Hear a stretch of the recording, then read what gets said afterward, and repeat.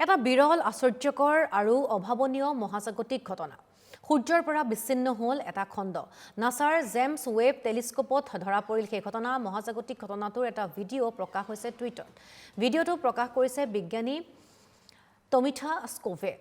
বিচ্ছিন্ন হোৱা খণ্ডটো তীব্ৰগতিত ঘূৰি আছে সূৰ্যৰ উত্তৰ মেৰুত এই মহাজাগতিক ঘটনাক লৈ উদ্বিগ্ন হৈ আছে বিজ্ঞানী মহল বিভিন্ন দূৰ সংযোগ ব্যৱস্থাটো বিঘ্নিত হোৱাৰ আশংকা কৰা হৈছে পৃথিৱীৰ প্ৰাণশক্তি উৎস সূৰ্যৰ উত্তৰে তীব্ৰ ঘূৰ্ণনেৰে উপঙি আছে সেই খণ্ডটো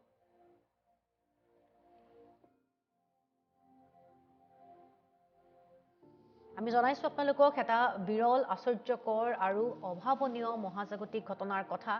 কাৰণ সূৰ্যৰ পৰা বিচ্ছিন্ন হৈছে এটা খণ্ড নাছাৰ জেমছ ৱেব টেলিস্কোপত ধৰা পৰিছে এই ঘটনা মহাজাগতিক এই ঘটনাটোৰ এটা ভিডিঅ' প্ৰকাশ হৈছে টুইটাৰত আৰু ভিডিঅ'টো প্ৰকাশ কৰিছে বিজ্ঞানী টমিথা স্কোভে আৰু বিচ্ছিন্ন হোৱা এই খণ্ডটো তীব্ৰ গতিত ঘূৰি আছে সূৰ্যৰ উত্তৰ মেৰুত আৰু এই মহাজাগতিক ঘটনাটোক লৈ এতিয়া বিজ্ঞানী মহল যথেষ্ট উদ্বিগ্ন হৈ পৰিছে তেওঁলোকে গৱেষণা কৰি আছে তীব্ৰ গতিত ঘূৰি আছে সূৰ্যৰ উত্তৰ মেৰুত